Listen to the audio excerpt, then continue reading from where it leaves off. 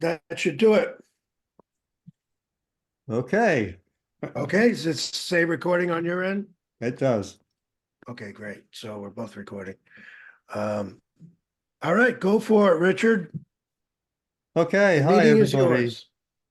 Thanks for joining me for another evening of non-duality. So I'll start by talking, hopefully fairly briefly, give a short introduction.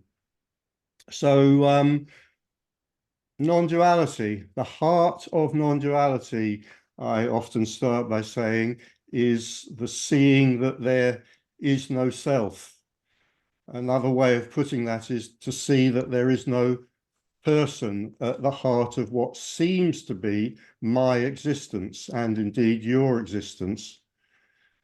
And that tends to collapse the kind of common experience that most of us live in, which is that there is always, or there are always, as it were, two, I'll say things, entities, whatever you like. The common experience is of duality, and that is produced by the sense, the sensation, the belief. It's all of those things and many other things as well, that there is a separate person here, that there is a me, an I, there's an ego here, whatever we want to call it.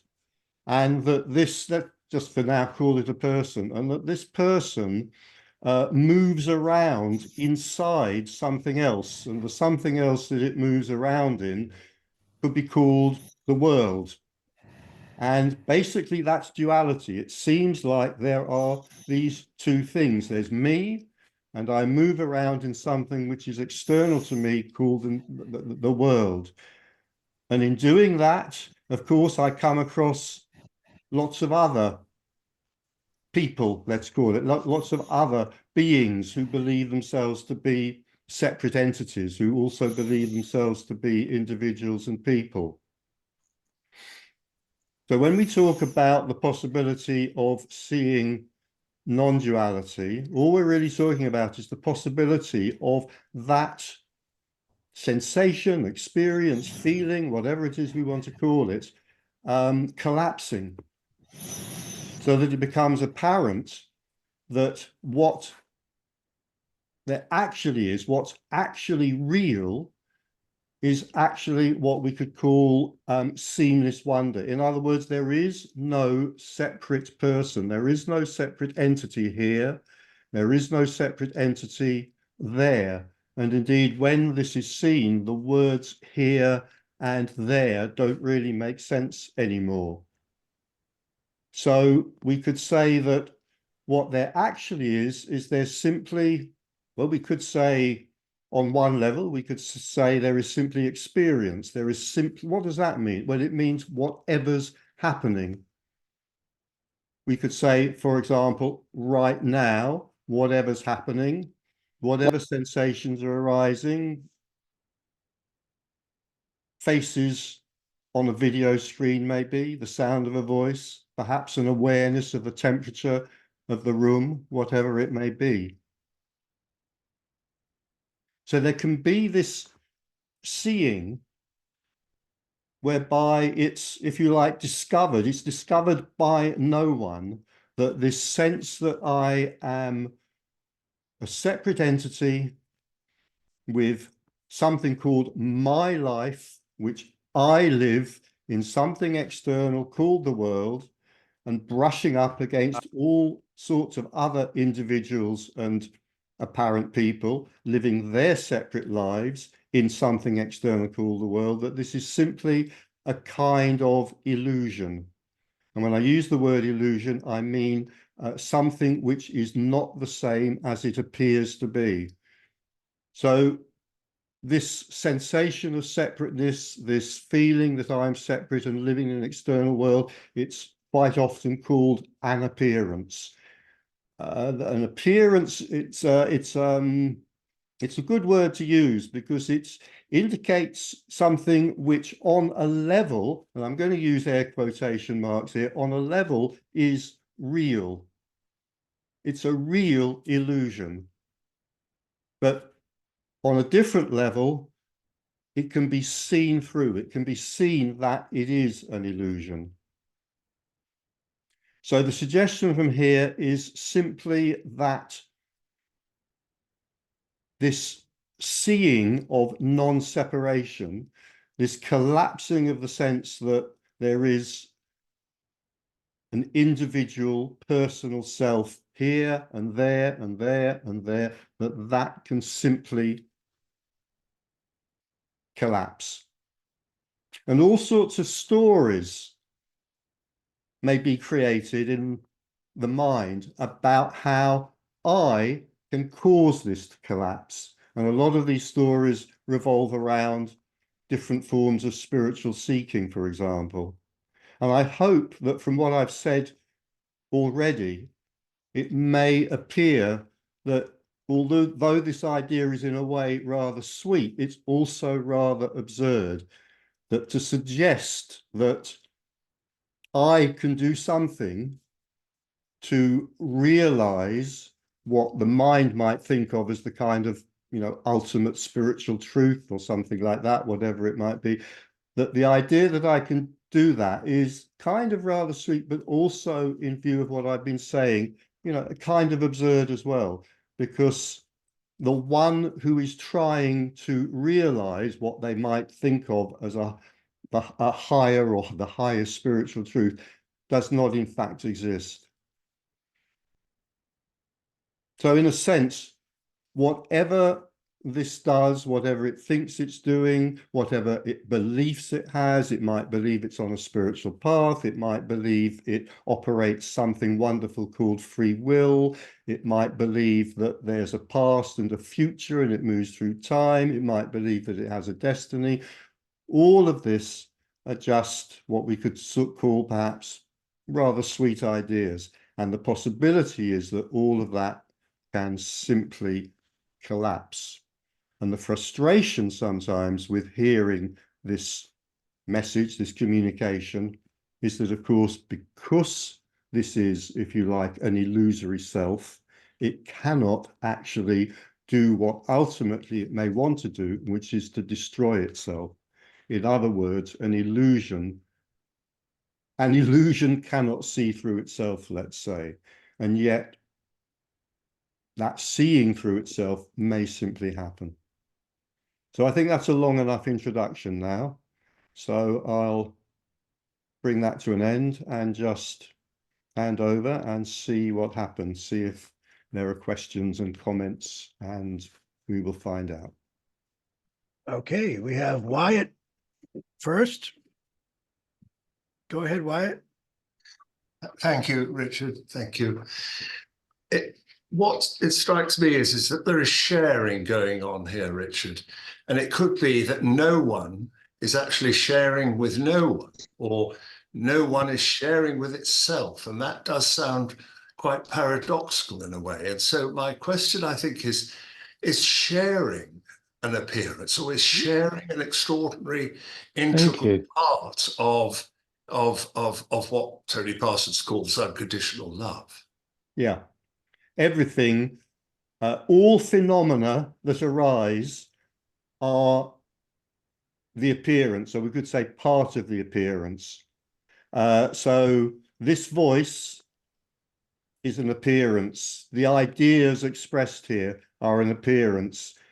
The apparent mind that receives it there is all appearance, appearance, appearance, appearance. But thank you for bringing in something which I might have brought in had the introductory talk been a bit longer, reminding me, of course, that ultimately it's a strange thing seeking and it's a strange thing finding. There's nobody who seeks and there's nobody who finds, and yet seeking happens and finding happens. And quite often when finding happens, it happens in two stages, which sounds terribly dualistic, but again, we're stuck with these apparent paradoxes. So quite often what is seen is the emptiness of everything. So the emptiness of this apparent person and the emptiness of that, the apparent external world. And so they're the same because they're both empty. But then there can be a further seeing in which the only way I've ever found to put it is in which the fullness of everything is also seen. So again, we've immediately hit another paradox when I say that everything is both empty and full. And the phrase that works best, certainly for me, I've never come across a phrase that works better, is the phrase that you've just used, which Tony Parsons uses, unconditional love. And there's something about the seeing that although this is empty, it's also full of unconditional love, which seems to finally bring an end to the restless seeking person and to the despair that the restless seeking person sometimes may feel when there's a realization that seeking cannot get the person anywhere, and yet there is that energy still, as it were, unwinding. So yes, unconditional love, absolutely. But we can feel sharing, can't we? We can feel the flow of sharing. When everything clicks, listening to your voice or whatever it is that you're saying that does something that makes us feel connected, that itself is an experience, isn't it? It's a shared and that happens at different levels of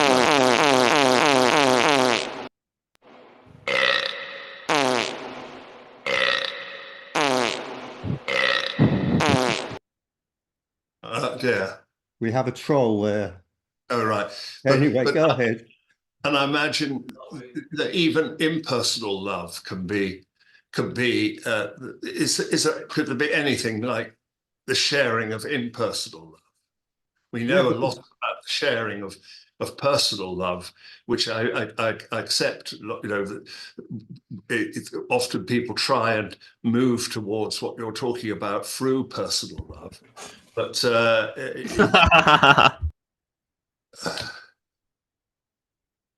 yeah, go ahead.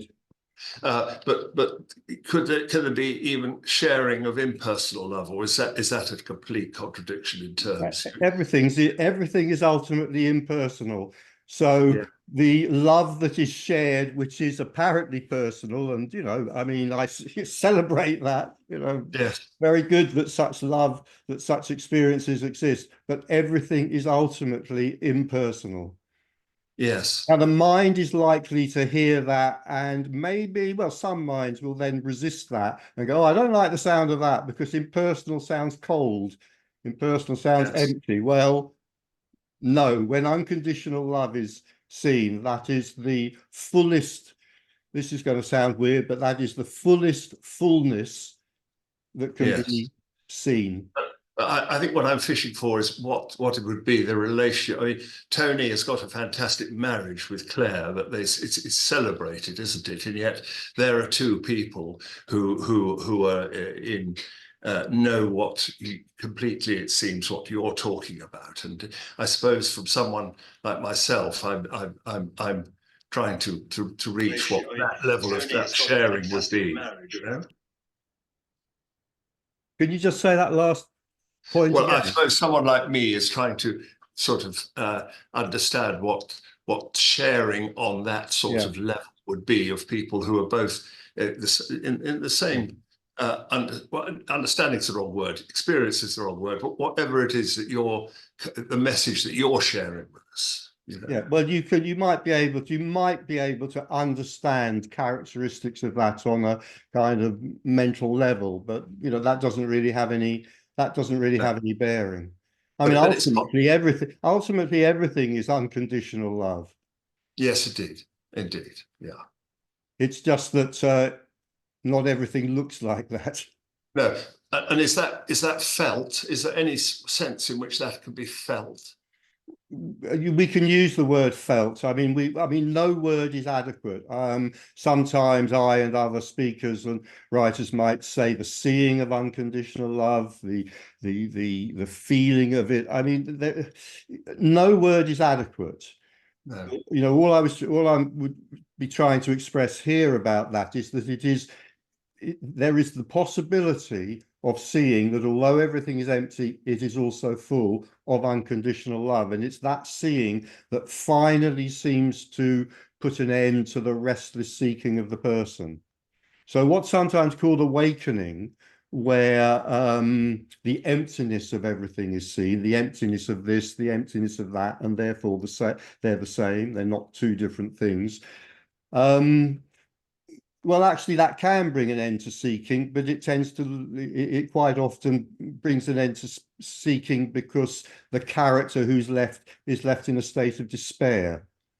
Right. And which is not a particularly comfortable place to be in. It's the seeing of the fullness, it's the seeing of unconditional love that seems to finally allow, let's call this an energy system, whatever it is, which finally seems to allow this energy system to let go of any kind of seeking and kind of relax, if you like, relax into simply what is.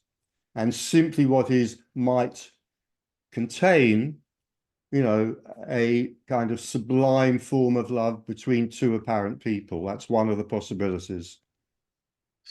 Thank you very much. Thank you. Okay, we have Patrice next, please.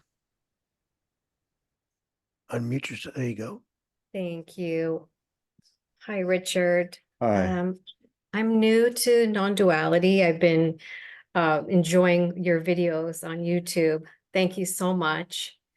I was watching your video of Who's Driving the Dream Bus, your talk at that event. Right. And a woman asked a question, and this is where I get confused is maybe the word. She had asked about the atrocities of the world and what we see on the news and whatnot. And I'm trying to I know I can't understand it, but the appearance of these, what I would label conceptually as like horrific things. And then I feel like that is wrong. No one should be doing that to children, animals, people.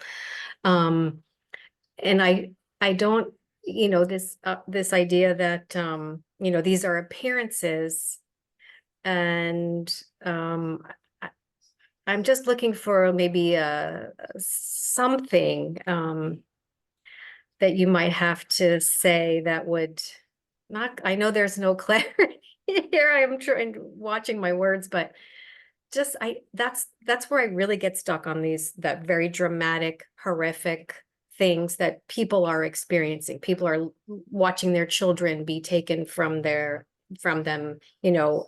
It's just on and on and on. I don't even want to name them because they're just so horrific for me. But do you have something to speak about that, please, Richard? Yeah, it's a very obvious question for the mind to ask. To a person, all sorts of things are happening, all sorts of things are real. Some of these, of course, will be to the individual abhorrent. In a way, the person, there are things then that the person, as it were, with their apparent choices, which is an illusion, you know, may be able to feel that they can do. You know, so for example, the person may be attracted to reducing suffering where they can, for example, explaining it, looking for an explanation of it, which, you know, is likely to take them perhaps to some religious story or other, for example, or maybe a philosophical story, but more likely a religious or a spiritual story. All that this can say, you know, is that this is, you know, it's a total mystery, and it's a mystery which the mind is likely to revolt against. The mind is likely to find all sorts of reasons to, if you like, I mean, one of the things I have said many times, and I've written it many, many times, is that when you have an argument between non-duality and the mind will always win, because the mind has the arguments. You know, non-duality doesn't have the non-duality in a sense is silent. Non-duality is still and silent. So if the mind wants to get a hold of this and say, and I mean, many minds go much, much further than what you're saying. You're not saying this, but many minds sort of go much, much further and just revolt against this whole communication. Say, but it's ridiculous. It's kind of mad, and it's worse than mad. It's wrong. I don't mean in the incorrect sense. I mean in the moral sense. And yet there are voices, and this is clearly one of them, that is asserting, that do assert that when this is seen, what's seen is there's stillness and there's movement, there's silence and there's noise, and they're the same thing. Silence and stillness are the same thing, movement and noise are the same thing, and every apparent thing is fundamentally, I'm hesitating because I use this phrase, it's an outpouring of unconditional love, or we could say fundamentally, you know, underneath everything, there is unconditional love, however we want to put it. And I totally understand if the mind of the individual, if the personal mind goes, absolutely not, that I cannot accept that. I cannot accept that. I mean, from the fact that I just stubbed my toe this morning and it hurts, you know, all the way through to what you're talking about. So in a sense, you know, this is one of the questions. In fact, this question, perhaps more than any other, sometimes leaves the speaker feeling kind of impotent in the face of reason. But all of this, in a sense, flies in the face of reason. You know, in a sense, it may seem an utter absurdity that someone here and someone in another place and in another place and Tony and so forth and Jim and so forth, you know, can sit in front of people and assert that fundamentally, you know, there's nothing. Out of nothing comes the appearance of everything. And there's unconditional love. So if that leaves you, you know, with your question, you know, feeling, I don't know, I want my money, well, this is a free talk, but nevertheless, feeling, I want my money back, you know, that's absurd. All I can say is I sympathize, I empathize, I understand that. I've been there myself, you know, in the history of this character called Richard, I've been there myself many years ago. I used to go to Tony's meetings many, many years ago and make a thorough nuisance of myself asking exactly that kind of question. You know, how can you say da da da da da da da? One split second of seeing, and it can be, oh, yeah, oh, yeah. But even with that split second of seeing and that, oh yes, the mind is not going to be able to rationalize this to another apparent mind who quite justifiably wants it to be rationalized. This is way, way beyond reason. If you want rationality, you know, if you're interested in the kind of things we're discussing here and you still want to cling to rationality, then probably there'll be a spiritual path that'll work. Maybe a religion will work. But non-duality, it's a total bummer when it comes to the mind. Thank you. Thank you. There's nothing very much the mind can do with this other than eventually, if we're very lucky, collapse. And when it collapses, I mean, the mind collapsing isn't seeing. It's not the same as seeing non-duality. But when the mind collapses, it tends to give up on its questions and there tends to be more relaxation. I mean, that's not a great scenario for a meeting like this, of course. If all the minds here suddenly collapse now, we'll have no more questions and we'll just have to finish early maybe, or just sit here looking sweetly at one another. but there is that possibility that the mind will just go, I give up. It's not good, Thank you. it's not bad, but it is more relaxing when that happens, when the mind gives up. Thank you. Okay, we got Micah next. Go ahead, Micah. Yes. Hello. Hi So there. I was wondering that, like you were also saying that, like how the language is misleading, and like last time it was interesting what you were saying that it's maybe little bit like in the structure of language, like in English language, they are mainly nuance, like labeling things, like liberation may be misleading, that maybe like liberating happening, if you say like that, like using verbs, it may be like maybe a little bit less misleading, and somebody are using just apparently in every second. And but it was interesting because I have read before, like David Bohm was making this kind of observations, and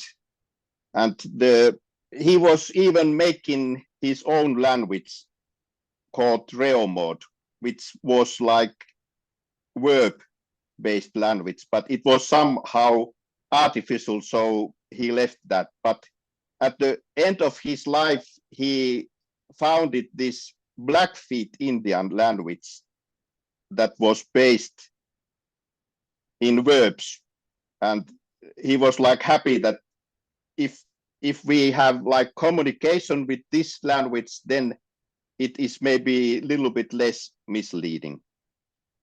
But just making a point, and I was happy to hear last time that you had made same observation about like nouns and verbs. Yeah. All language is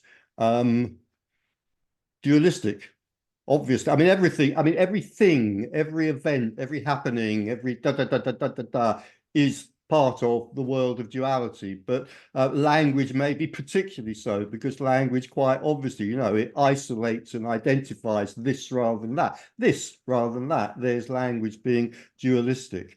So we have if we are going to if we're going to try to communicate about this in words, there's no reason why we should, but if we are going to, some of us feel attracted to doing that, then we are inevitably, every word we're going to use is going to be misleading. Every word is going to be misleading. So, I mean, we might kind of feel that some languages are better than others for expressing the kind of concepts that are being discussed here. I mean, I have absolutely no knowledge whatsoever of Sanskrit, but some people might say, well, Sanskrit is the language for talking about these, so it's the holy language, whatever. Well, maybe, I have no idea. Perhaps we could rank some languages, and maybe it's possible that one or two languages are a little bit less misleading than English, French, or German are when we're communicating about this. But in a sense, who cares? Because all language is going to be at the very best approximate. I talk about, I mean, we were just talking about unconditional love. I've talked about emptiness. I've talked about fullness. I've talked about seeing that there is nothing, seeing that there is no one, unconditional love, and so forth. None of these words, none of these phrases touch. I think the phrases touch the sides of what we're saying, but when it's seen, it's just seen. When it's seen, it's just seen. And then language is irrelevant until in the story of a character living in time, there might come a moment when that character living in time wants to communicate about this, blah, blah, blah, blah, blah, to other characters who are apparently living in time. And then, you know, we can sit here and we can stare deeply into each other's eyes, you know, which would be fine. But if we want to communicate ideas about this, we have to use language. And all the language will miss it and all the ideas will be wrong. But nevertheless, although all the ideas will be wrong, believe me, when people talk about this, some ideas are more wrong than others. So, you know, what we're trying to do here, I'm by no means asserting that we're succeeding or that we will succeed, but what we're trying to do here, I would say, what I'm trying to do here is to use the least wrong words to describe the least wrong ideas. And that's the best anybody can do. Yes, and maybe if you admit that language is always misleading, then there might be a little bit less confusion. Oh, absolutely. Yeah. Yeah. And I think a lot of speakers about this do say exactly that. You know, admit is a slightly harsh word. I'm going to use the word acknowledge rather than say, I admit that I am guilty of using language. I'm going to acknowledge that the language I use, the language anybody uses about this is, of course, only very, very approximate. Yes, and because my first language is not English, so there's always confusion because of that also. But, well, but that was the was the point. Thank you. But believe me, can I just say that, you know, the fact that your first language is English, in a sense, is irrelevant, because I guarantee that there will always be confusion anyway. And you know, I've said before, you know, there's this wonderful saying, if you're not depressed, you're not paying attention. What I say with non-duality is, if you're not confused, you're not paying attention. So anybody who's not confused, they're probably asleep. Yes, thank you. That was nice.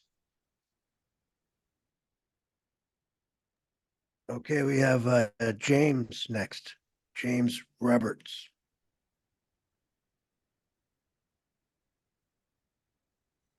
Testing, testing. Anybody hear me? Yeah. Yes, there you go, Oh, good. James. Go for it. Hi, Richard. Hi. Hello, everybody.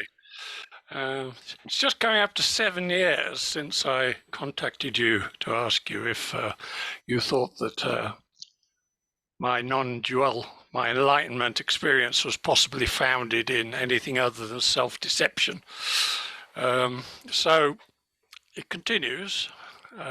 Non-duality was not the route at which I arrived at this, but last year I wrote a book called The Truth is One, because non-duality is the most fundamental fact. I mean, we're stuck with words, most fundamental shorthand to describe the whole thing.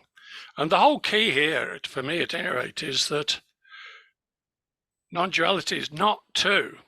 Not two is what is true, for a value of true. True. Words. Speaking words is a duality. There is a speaker and a listener, even if I'm talking with myself. There's two of us, so it's a duality. So speech is inherently dualistic and inherently contains fundamental assumptions that are not based in non-duality. The difficulties that we have before we arrive at, by some sort of grace in my case, because it's certainly nothing I did to deserve it, when it arrived, what happens is the collapse of the previous viewpoint. And it's incredibly difficult to relay, because it's not possible to relay, because you have to be there to see it. Everything I wrote in my years and years of seeking turned out to be fundamentally wrong, because it was coming at it from the wrong place, a place that I no longer occupy, and that I haven't got a position. I don't have an interior reality anymore or an exterior one. I have no interest in the world or what it does, to answer something that Patrice brought up, because yes, there is, if we like, we can go into the television and the newspapers and the websites and YouTube, my God, and many other places, Facebook, and look at awfulness everywhere. Why are we interested in that awfulness? Is it happening here? What's happening here? My room, just as all of you, I'm sure, it's just very quiet. Just sitting here very quiet. There's not much going on. Might be having a drink or cooking. Earlier, we're doing what is done, but there's no doer. There's no doer. It's just being done. As long as you've got a doer and a plan, it's dualistic, and there aren't the self and other. One of those has to go, and the self collapses somehow.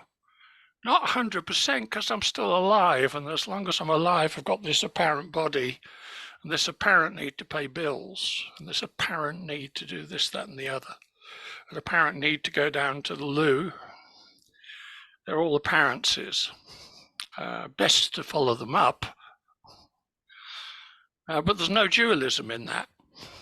The most fundamental thing that I've realized, this has become clear to me, is I have no basis for knowledge. I used to be very knowledgeable. Now I've got lots of information, but I haven't got any knowledge. So there's no basis for me to know, because that knowledge was based upon a dualistic idea that there was an exterior reality apart from me. It's not there. Yeah, can I break in at that? Of course, point absolutely. Say absolutely, particularly that last point. I wouldn't disagree with anything that you've said there. It's all a good description, but particularly that last point. The phrase comes to me that I've used, other people use. This is a loss. It's not a gain. The kind of what the mind tends to think, if it gets hold of the idea of spiritual development, enlightenment, awakening, whatever it might be, the mind can't help thinking in terms of this is something that I, the mind or the person or whatever, can gain. There's going to be goodies at the end of it. And it's part of the tremendous shock to realize that what this is actually simply a loss. Absolutely. A loss of the sense that there ever was anybody who could actually gain anything. Yes. Really, the self collapses in a certain very essential sense. Of course, again, because I'm here in this body and still experiencing whatever, there has to be a limit to the degree of the collapse. But what used to be here, pontificating, that's gone, and there's something else pontificating instead. Well, it was always the same thing, pontificating, but then, it was always the same thing. But there was, arising the thought, the feeling, the impression. There was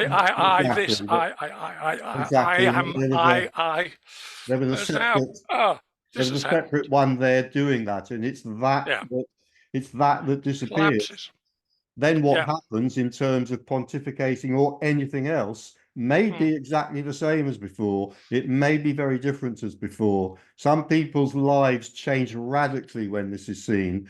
Some people, and I've talked to them and met them, when this is seen, manage to explode their previous life in a really dramatic way. They manage to do something which completely destroys their previous life, as if, it's like a kind of an energy which comes up, which can't be resisted. For other people, get up the next day, it's porridge for breakfast as usual. It's just that there's nobody eating the porridge anymore.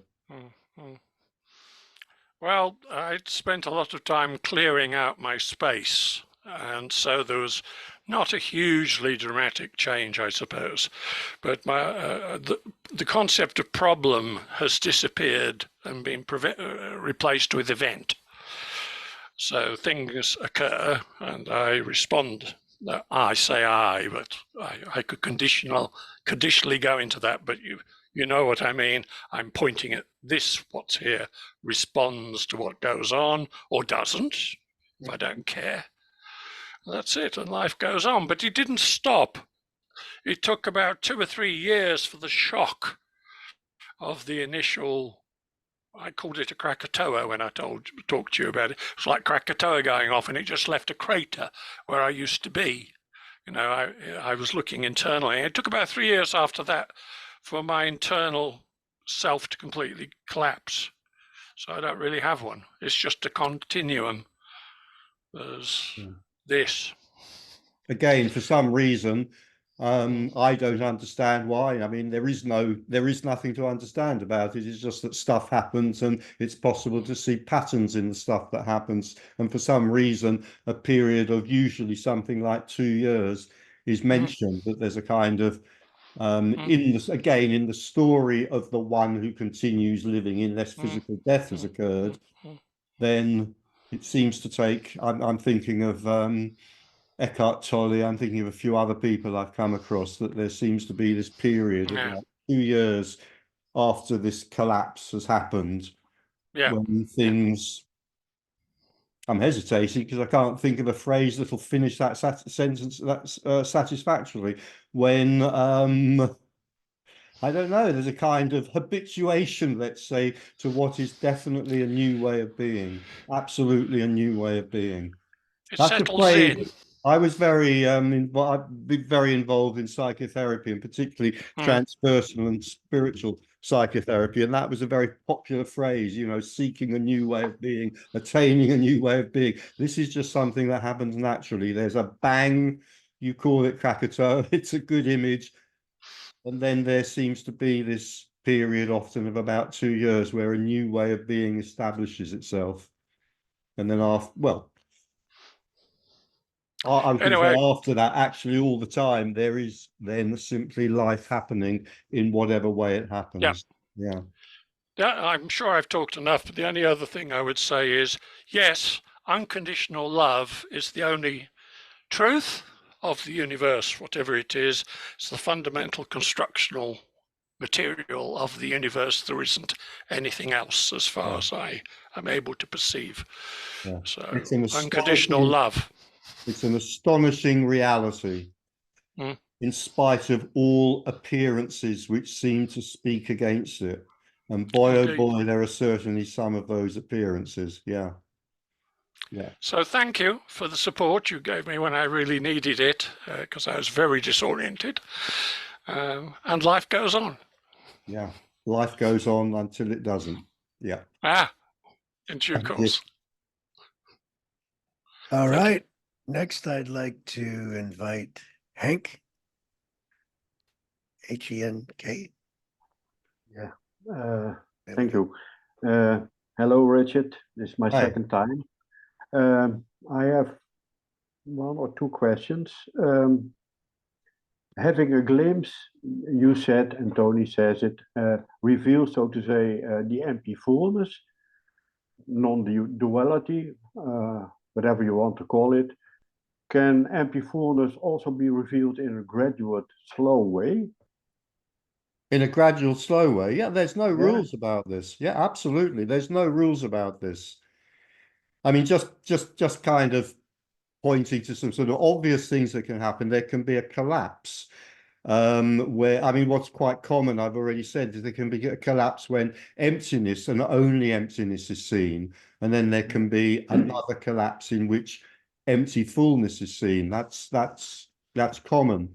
There can be a gradual, I'm hesitating, I can't think of the verb to use, a gradual sinking into this, a gradual realization. That's possible. And another possibility, I've commented on this quite a few times before, is that for some characters, the sense of separation, the sense of being a separate entity, which for most of us seems to emerge around about the age of 2, 3, 4, something like that, that simply doesn't happen. So there are certain characters for whom you could say they never really truly live in duality.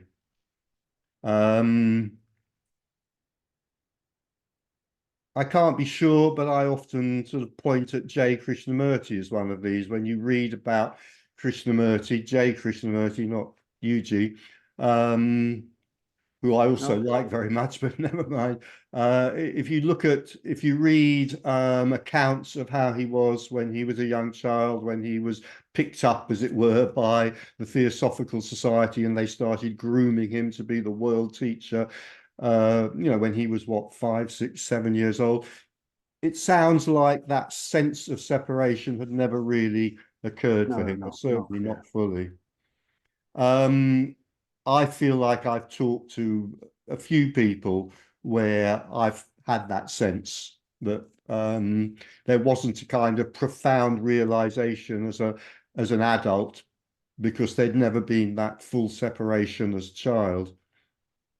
And quite often, where there are individuals who are like that, they quite often find life, the kind of what we might call, the everyday exigencies of life quite difficult to handle. Partly because it's one of the characteristics of a person to get very involved in and very excited about the drama of life. And for someone where that sense of separation has never really occurred, one of the things that seems to be expressed, particularly in childhood, is this puzzlement, because they can't understand why everybody is so caught up in the drama. Why are we so excited, excited about whatever it might be, the events that seem to be happening? And so quite often, where that sense of separation hasn't really fully happened, or maybe hasn't happened at all, there can be a sense of alienation. And the other thing that I noticed in the individuals that I've come across who seem to be like this is that quite often there's a sort of low level of what we might call practical or worldly ambition. And so quite often they find it, difficult to find what, the normal person might be considered, their place in the world. Come on, do your homework, pass your exams, go to a university, get yourself a decent job. I mean, after all, there's a pension at the end of all of this. If you're lucky, the pot of gold at the end of the rainbow of life is a pension. They find it difficult to kind of relate to that sort of way of looking at the world or seeing the world. Okay, yeah. Thank you. And watching some of the videos from Tony Parsons, from you, Alan Watts, and so on, about non-duality, kind of softens me. Is that totally meaningless or not? Sorry, did you say it kind of softens? Yeah, it softens me. Well, everything's meaningless. It resonates with something in me. I don't know what, but yeah. But is it meaningless or is it just? Well, I don't know how to. I mean, everything's meaningless, so of course, I know. Everything's meaningless. But in terms more of how I feel like the spirit in which you're asking the question, the phrase that pops into my head, which I've used countless times. It's a phrase. I think it's a phrase of Ramana Maharshi. Is it sounds like your head's in the tiger's mouth. No. Oh, yeah. If there's a response there. I mean, let's face it, most people, 9 out of 10 people would just walk away from this communication anyway. If there's a response there that not only is there a staying with this communication, but there's this feeling it softens me, I can feel this, it's, your head's in the tiger's mouth. Okay, thank you. If you want me to explain that further, I will, but maybe you. No, I've heard you say it in one of your YouTube videos, so I know what you mean by that. And Tony Parsons says in a video that war is emptiness in that form. I don't know. Can you say that again? I didn't quite get that. Yeah, Tony Parsons says in a video that war is emptiness in the form of war. Yes. Yeah, and it's tough. He doesn't say it is empty fullness. So it is. Is it because the apparent destructive energy is mainly manly? I don't Mainly know. what?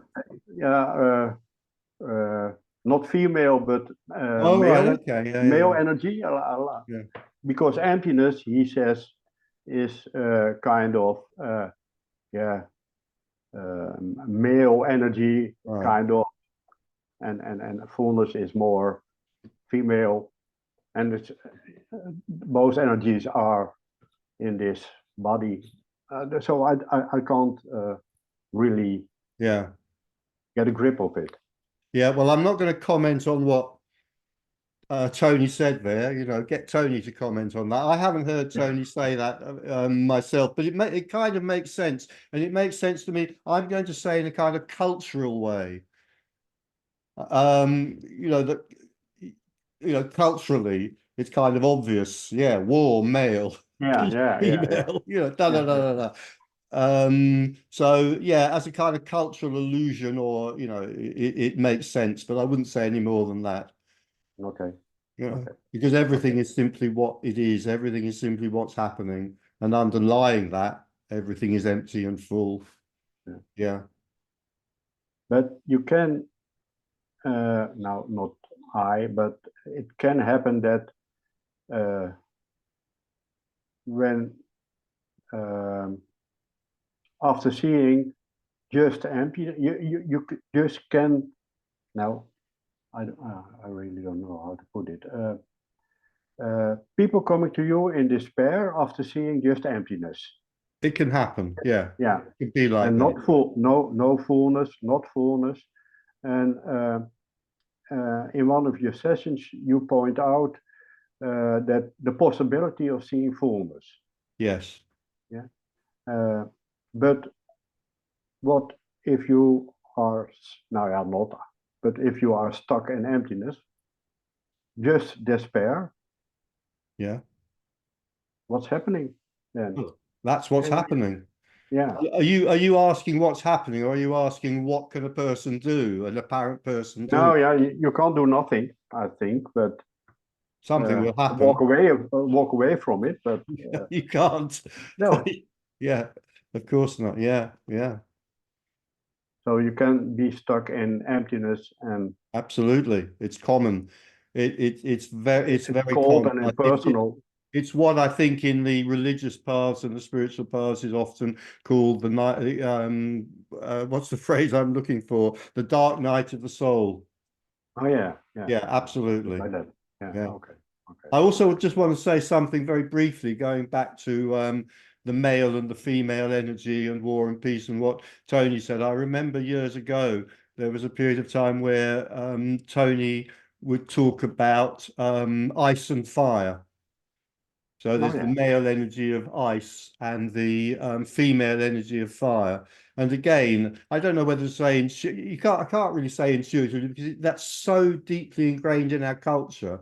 So I could say culturally, but actually, yes, it feels right. So also intuitively, that does feel right.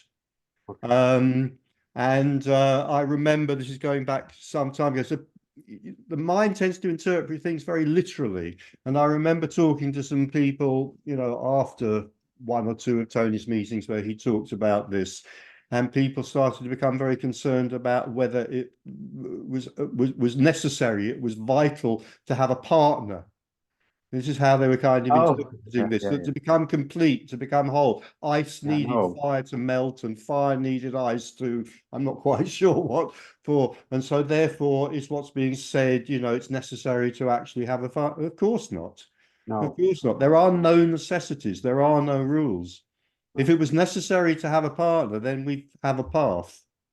Yeah. And frankly, it would start to sound like a tantric path at that. So no, of course not. There's no requirement. If there were requirements, there was something I could do about my predicament. Yeah. And actually, what the predicament consists of is there is no one who can do anything about it. Okay. Thank you very much.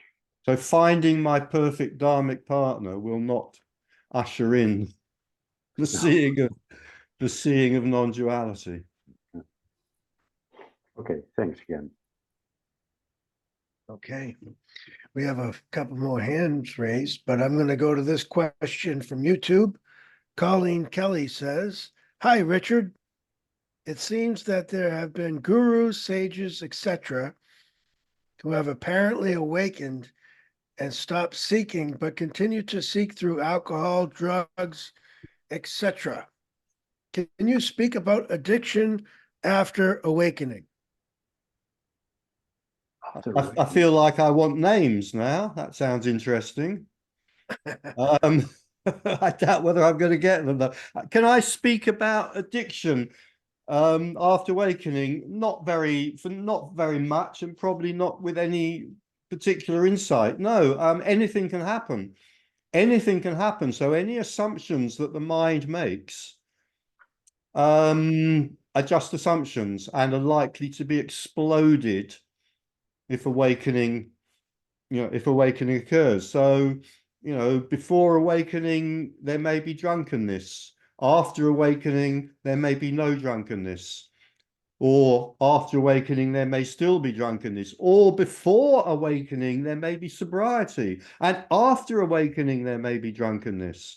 That, anything is possible. The point is there are no rules. This is actually, I mean, I don't have much to say about it because I'm by no means in any ways expert on addiction, but it's a really interesting, it's a really good question. It goes right to the heart of assumptions, because the mind is likely to say, the mind has whatever ideas it has about enlightenment, awakening, liberation, spirituality, da da da da da da da. So the mind is likely to say, this should lead to that. Surely, for example, awakening should lead to purity, and purity should mean or include not drug addiction. No. It's really shocking to the mind, there are no rules.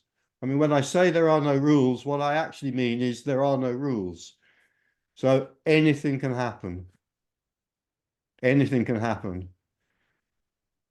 And I've had an awful thought now that, having said that, I can kind of imagine the even harder and harsher questions that are likely to come in now, but I'm not going to give voice to them. I'm not going to sort of lay a trap for myself. If somebody wants to think of them and ask them, then go ahead. But there are no rules, and the mind absolutely can't bear that. Okay. Next, we have Razia. Come on in. Hi, Richard. Hi. Nice to see you again.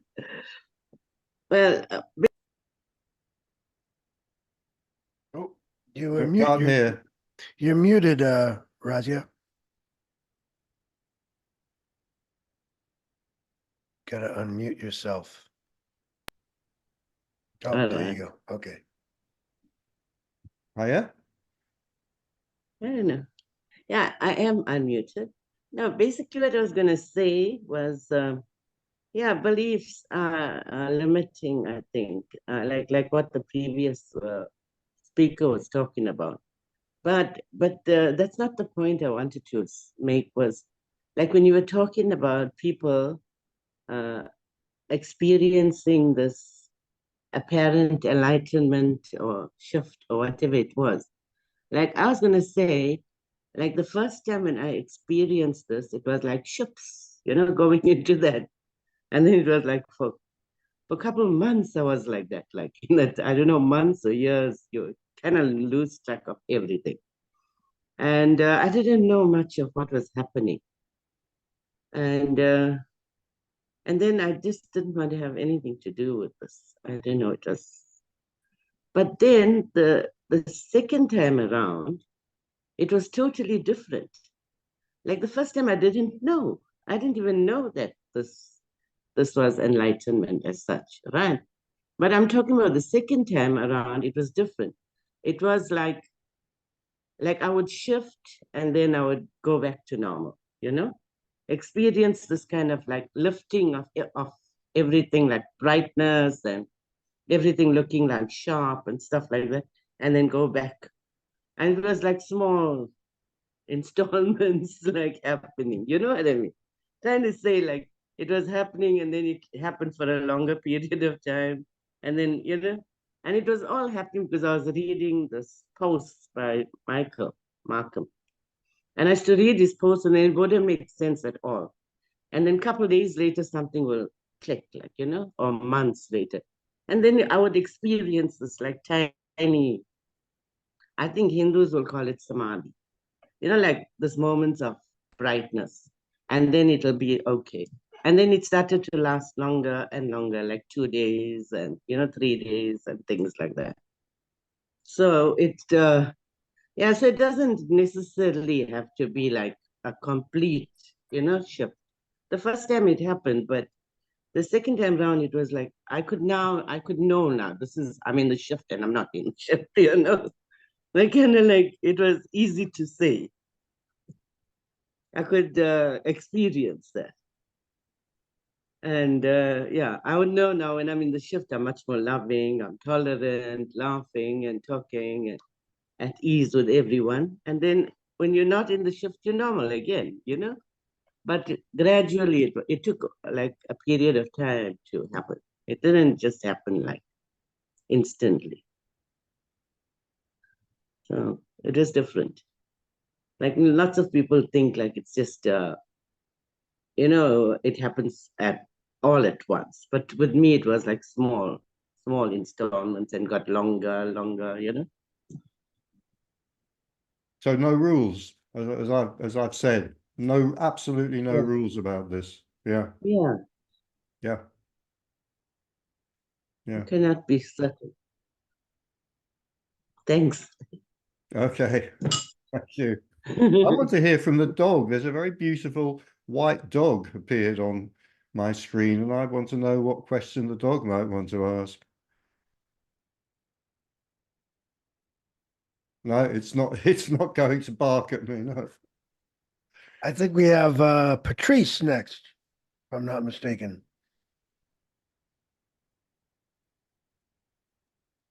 Thank you. I wanted to ask Richard, James said something that brought up another question. So James was saying that, you know, we're just in our room here, you know, probably for most of us, like just kind of peaceful and quiet. And so with that appearance of what's in my space right now, the mind and the thinking, the thoughts of, oh my gosh, you know, thinking about others that aren't in this space for whatever reason, you know, maybe how many people don't have access to clean water or even food.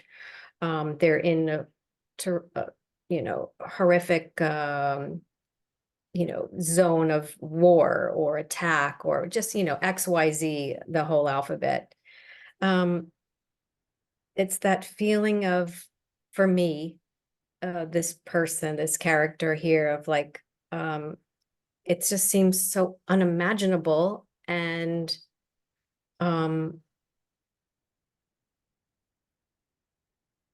yeah, like how can what's appearing for other people be so what seems to be really horrific?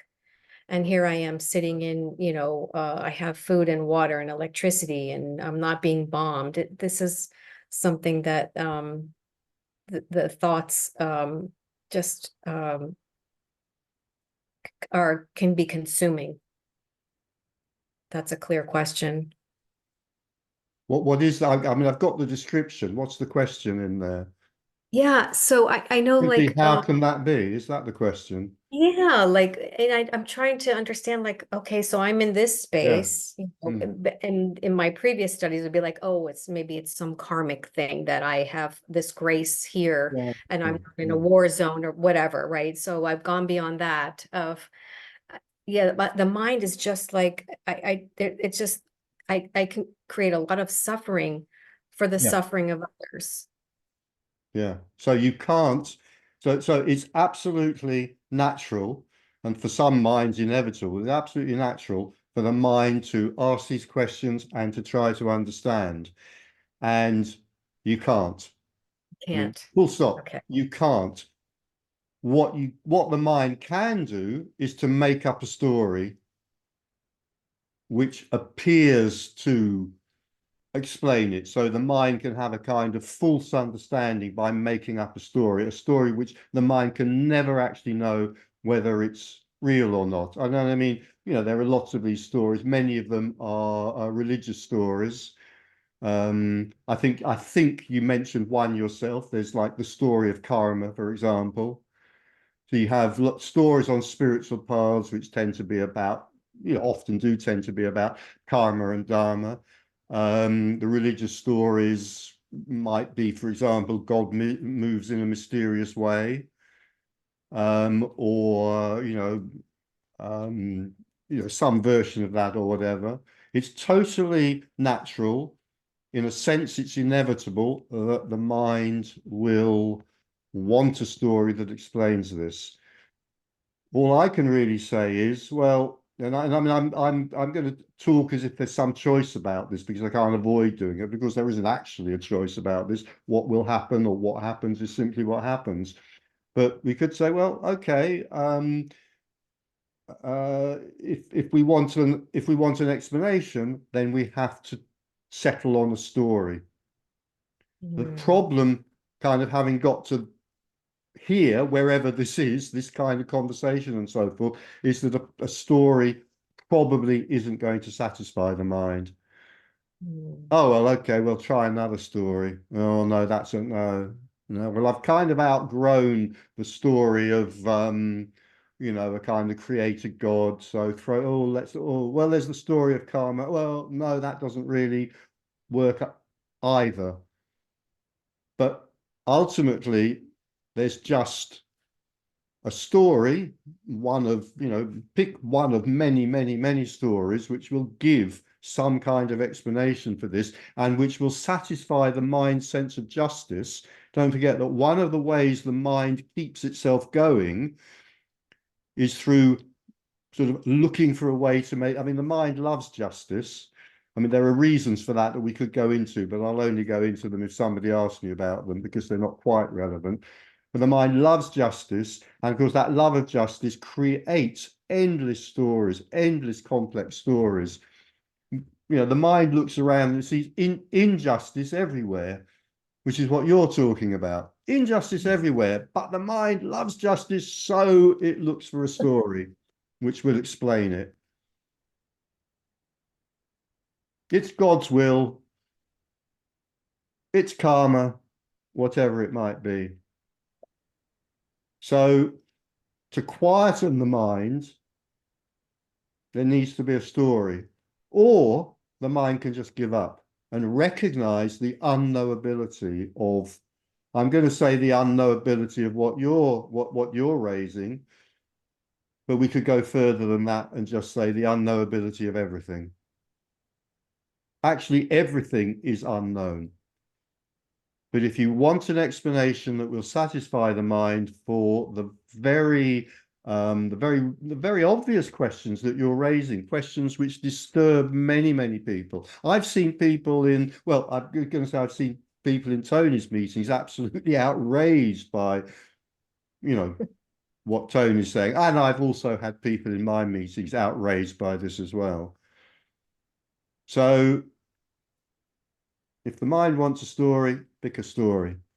Doesn't really matter which one, because they're all stories. Now, the mind might already be outraged by the questions that you're raising is probably going to become incandescent with rage when offered, well, pick any story you like. It doesn't matter, have the creator, have a Christian God if you like, have karma if you like. I mean, who cares? They're all just stories. The mind can be very, very offended at that. Very offended. And the stronger the beliefs, the more offense it will take. A little revelation here from the face-to-face talks that I've given now for quite a lot of years. I don't tend to have trouble with Christians. There's a very obvious answer why I don't tend to have trouble with Christians. They don't come to the talks. You know, they show their disapproval by being absent.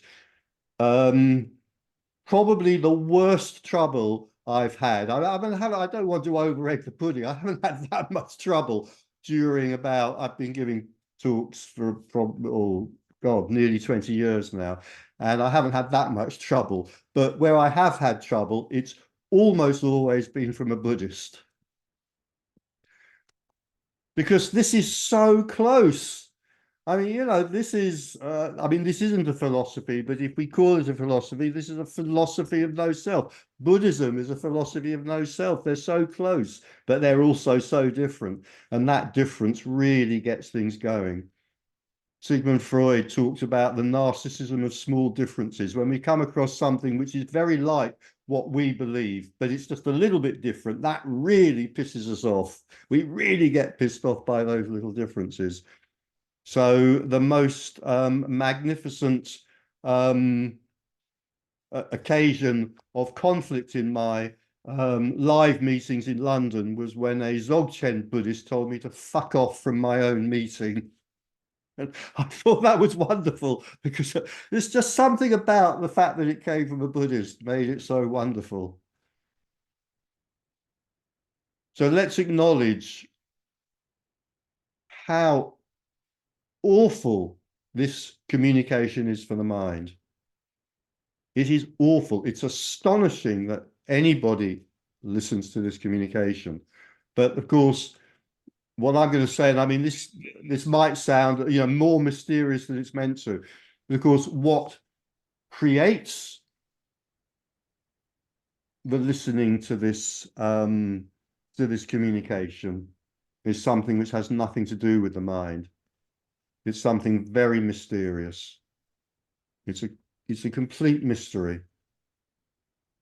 Why at one point does a character come across this communication and feel no interest in it at all, and then there's another point in apparent time come across it and become completely addicted to it? There's no point even asking the question. I'm just pointing at a phenomena because the phenomena is interesting. There's no point in asking the question because there's no possible answer that makes sense. Thank you. Okay. We could say an interest arises in this in spite of the mind, not because of the mind.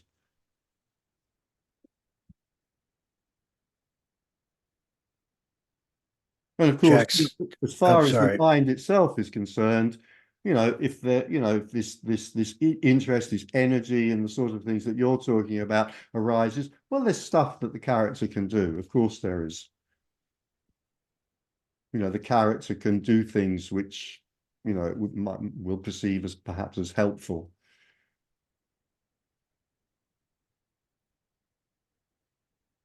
Yeah. Jack Saturday says, the story of the mind is another one to throw out. Every story is another story to throw out, and throwing out stories, and I can throw out stories, is also a story.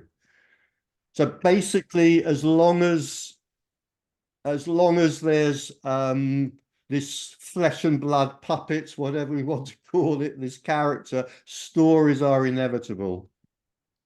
So yeah, we can go on pointing out that everything that is said is a story, more story, more story, more story. But you can't get away from story as long as there's an apparent character. As long as this divine puppet is still going jabba, jabba, jabba, jabba, jabba, stories are inevitable. Elaine has her hand raised. Come on in, Elaine. Hi, Richard. Hi, Hi there. everybody. So I feel that I've been seeking for a long time, and I've done all the usual. So I've gone down all the paths, and I have kind of come across this message before and then kind of shied away from it. So what you were saying recently was just what you were saying is really interesting, that suddenly you get kind of addicted to something, and now all I'm doing is listening to these messages. But I feel like I've kind of, the character has hit that brick wall where it's just like, oh shit, I can't do anything. Like Hmm. I really can't. It doesn't matter how long I meditate, doesn't matter how much I chant, it doesn't matter, how many crystal grids I build. It's just not, it's completely irrelevant. So I've gone through a stage of being really mad about that because I've wasted a lot of time doing that. And then there's another part of me that's kind of, yeah, but you know what? You are much more kind of spacious. The fact you can listen to this message is probably because you did 20 years of meditation, Yeah. she says, trying to convince herself. But yeah, I'm just kind of like, okay, so if it is completely hit and miss, it's like it could completely miss me. And that absolutely devastates me to think that. Yeah. Well, it's completely hit and miss is another story. I can get there through 20 years of meditation and spiritual paths is a story. It's completely hit and miss is another story. By the way, I mean, I had the same background that you had. I had at least 20 years, if not more, of, extremely dedicated rides in the spiritual fun fair, many of which were great fun. And many of which probably kind of were therapeutic as well. So there was a benefit on that kind of level. Yeah. And then it's a real piss off also to realize that none of that has any bearings on this. But, suck it up. We have to suck it up. I mean, it really feels like that. Like, I feel like, exactly like you say, my head is in the lion's jaw. And I'm just like, come on then. Come on then. Yeah. It's just not doing anything. And then I'm like, shit, I could be like literally just here for the rest of my life. Yeah. Yeah. I know what you mean, except you're not. I was going to say you're not here. What I prefer to say is you are not, full stop. So there's no question of you being here because you are not. Yeah. I'm also aware that this is just another story. And I'm like, okay. And frustration is quite likely to arise. Believe me, it arose with me. Believe me. Yeah.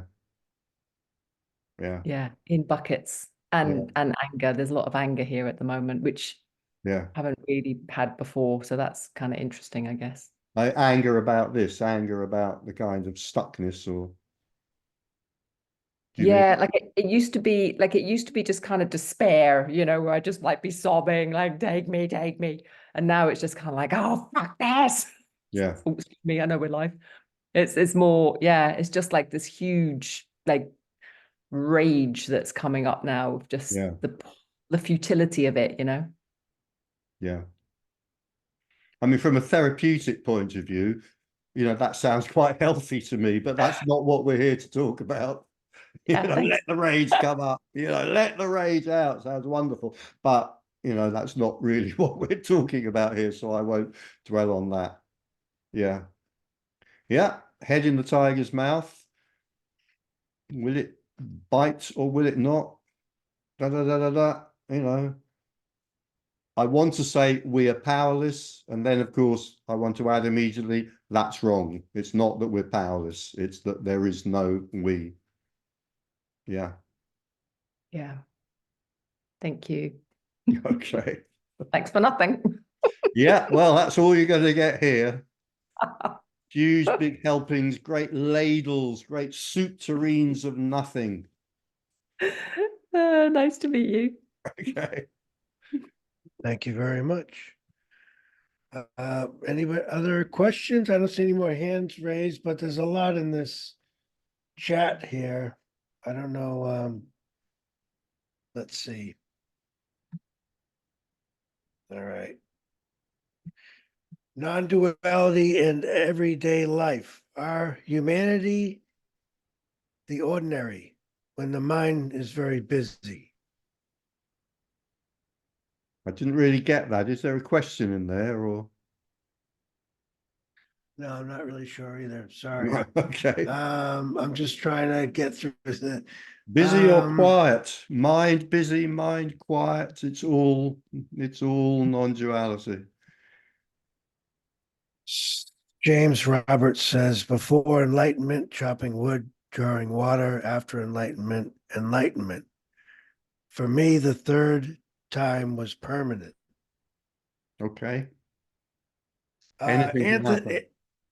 Anthony raised his hand. Come on in, Anthony. Hi. Hi. Well, that's basically it, just to say hi, but also uh, personal physical suffering Hmm. of various forms. I don't know what the question quite is. If there's no one there, there's nothing that can be done about it. So you just have to suck that up. No, I wouldn't say that. No, there's a character. If the if there's physical suffering, then if it's sensible, if it's possible to do something. In other words, if there's a toothache, go to a dentist. It's a dream toothache, but it's a dream dentist. Okay. Okay. Dream character has a dream toothache, sensible thing to do, go to a dream dentist. I have to say, if you're in England, if you're lucky enough to find one these days, but yeah. Yeah, or even getting a doctor's appointment. It's quite hard. Yeah, this doesn't make any difference. As long as this divine puppet is still apparently doing its dance, this doesn't make any difference. The other thing is with the In other words, can I just add, sometimes this is very common. Sometimes this communication is heard and misunderstood as a recommendation for passivity. It isn't, because it's not a recommendation for anything. But if it was a recommendation for anything, it definitely wouldn't be passivity. But there's no recommendation anyway. Okay. Yeah, I was just going to comment that I think in one of your talks on YouTube, you mentioned that the experience is, because things get out of the way, your mental processes that have kept you going or kept me going so long have dampened down the actual raw experiences, the actual raw feelings. Do you remember saying something like that? Actually, some of this stuff can get worse when you start to when you start to sort of open up to this message or Yes, whatever. definitely. What sort, when you say some of this stuff can get worse, what sort of stuff are you thinking of? Well, both physical and I suppose emotional stuff, I suppose. Yeah. Yeah. I can't comment on the physical, in that I'm not quite sure in what way the physical stuff would get worse because of opening to this, but emotionally, definitely. Yeah, definitely. We can become more sensitive, as I've already talked about. I won't dwell on it now because I've talked about it quite a lot already. We can go into a state of despair. Yeah, definitely. I mean, this is, again, I can't remember if I've used this phrase already. It's not mine, somebody else's phrase. This is living life with the blinkers off. So everything's more raw. So if you like, what's pleasurable is more pleasurable, what's uncomfortable emotionally may be more uncomfortable emotionally. I've talked quite a lot in other places about how the kind of neurotic person is very good at damping down uncomfortable feelings, and uncomfortable feelings tend to be feelings like anger, fear, and sadness. So for example, the neurotic person is very good at turning anger into irritation, and the problem with that is that anger, usually, not always, anger usually doesn't last terribly long, whereas irritation can last a whole lifetime. When this is seen, when there's this this shift from energetic contraction to energetic expansion, what tends to happen is that the experiences like neurotic feelings, like anxiety and irritation and so forth, they tend to go. And what you tend to get instead is the much more powerful natural feeling. So instead of anxiety, terror, maybe. Thank you. Doesn't sound wonderful, but it doesn't tend to last so long. Instead of irritation, anger, maybe. Doesn't sound wonderful, but actually, instead of being irritated for 3 weeks, there might be anger for 2 minutes. Who knows? It's just it's just more natural, these neurotic feelings like anxiety and irritation, they very much belong to the contracted person. So if the contracted person isn't there, then yeah, it tends to be a more natural flow. it could be me, the contracted person. Yeah. I suppose the physical thing is some kind of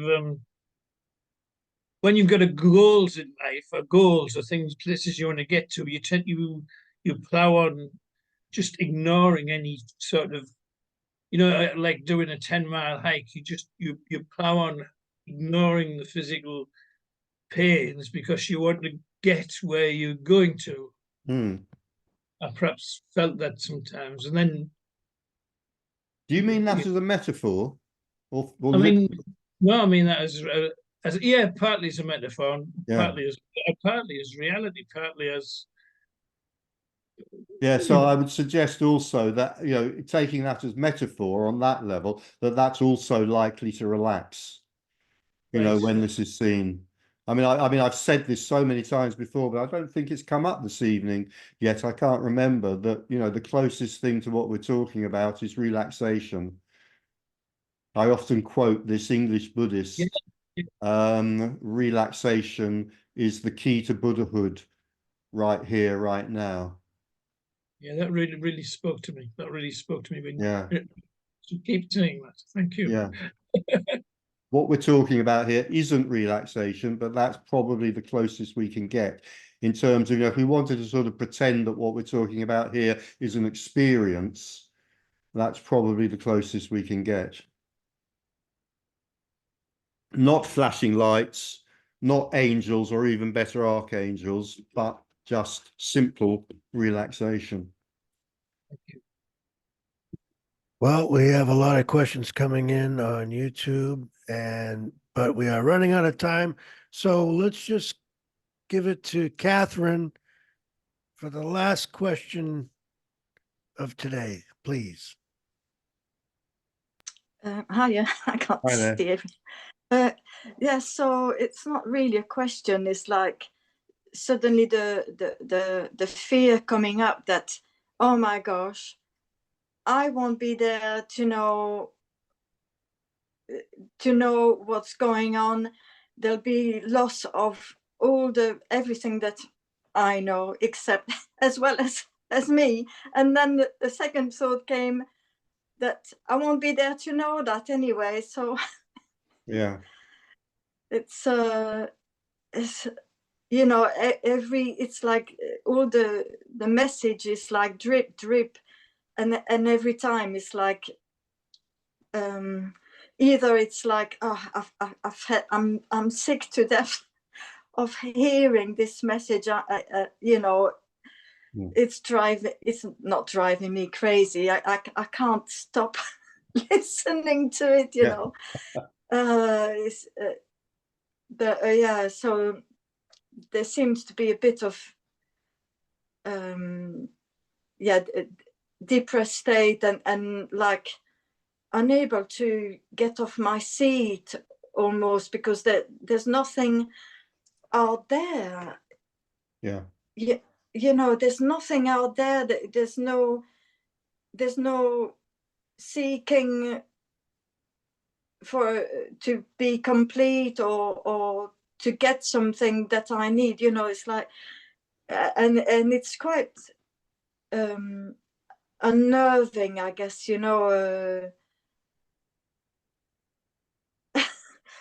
I mean, you're sick to death of this, and yet here you are. I can't help it. It's a wonderful paradox, and I think probably a lot of people would relate to what you're saying. You're sick to death of it, and yet here you are. I used to be really angry with this, and yet there I was. Yes, yeah. The fascination is there. It's like the fascination is there, and then there. And can I just say, I'm not sure if I understood what you said to begin with, but if there is a kind of, if there's a sort of mental story that this is something to be feared or you know, oh my God, what will happen, or anxiety about it. I just forget about all that.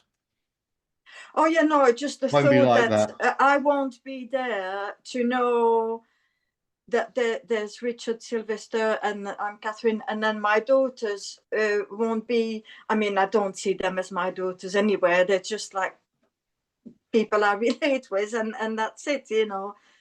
But then is that idea of relating, is that going to be it gone? It's just because there's that unknown, you know. It's just Well, the the idea unknown, and might yet be. this is beautiful unknown. It's Yeah. so immediate. There's no time for unknown or known. It's like Well, the idea, you said, you know, is this relating? Like you mentioned your daughters, is this relating? Is the idea of it? Well, the idea might be gone. Who cares if the idea's gone? But relating is likely to be. I'm hesitating because I wanted to say deeper, not necessarily deeper. That's not quite the right word. But relating is just likely to be less impeded than it is by the person. You know, yes, so I wouldn't, you know, don't worry about what's going to happen there. Life will take care of it. yes. There's I likely, mean, you know, it's without the person there, to some extent, most persons are neurotic. Without the person there, then relating is likely to be closer, smoother, whatever we might say, rather than anything else. yes, I get that. Thank you. A great meeting. Absolutely stunning. Okay. Yeah, really good. Good questions and interchange of whatever is. Good. Yeah. Yeah, really nice. All right. Thank Well, you. thank you, everybody. The only thing I'll close with is just to say, join me next week. Same time, 2:00 Eastern time, with Don Garland and Hamish Stansfield and myself. We will be doing a panel discussion, non-duality Kundalini meeting. And with that, I will turn it back to Richard. Let me know if you have anything you want to mention, meetings coming up, books you want to plug, anything I like always want that. to plug my books. Yeah. How many books? I can't remember. 4 books on non-duality. That's far more than anybody should have written. One of them is mercifully out of print. Although if you wanted to read it, I could probably provide you with a PDF of it. The last book was about my many, many misspent years, my 30 misspent years as a spiritual seeker. It's called Confessions of a Seeker. It's not about non-duality, but it's got a lot more laughs in it than the non-duality ones have. I mean, the non-duality ones have got some laughs in as well, but not so many. So there you go. I'll plug that. And if any of you are near London, I think I have an in-person meeting coming up in April, but I'll publicise that nearer the time. Yeah. So anyway, I just want to thank Walter very much as well for hosting this, making it possible. I am a techie numbskull, so without someone like Walter, this meeting could not possibly happen. And yes, and keeping up with the trolls is a full-time job too. So if I removed anyone by mistake or didn't allow anyone in, it was just because I was being overly cautious. And so if you didn't have your mic muted and you were making noise, I may have thrown you out. I was just trying to keep the peace in the meeting and not have any noises. Anyway, with that, you can always come back the next time. Somebody asked in the chat if we were going to do this again. And I think basically we're going to try to do this on a monthly basis. So we will announce that once Richard and I chat and figure that out, I guess, right? Right. Yep. Okay, great. Excellent. Thank you, everybody, and have a good evening. Okay. Bye.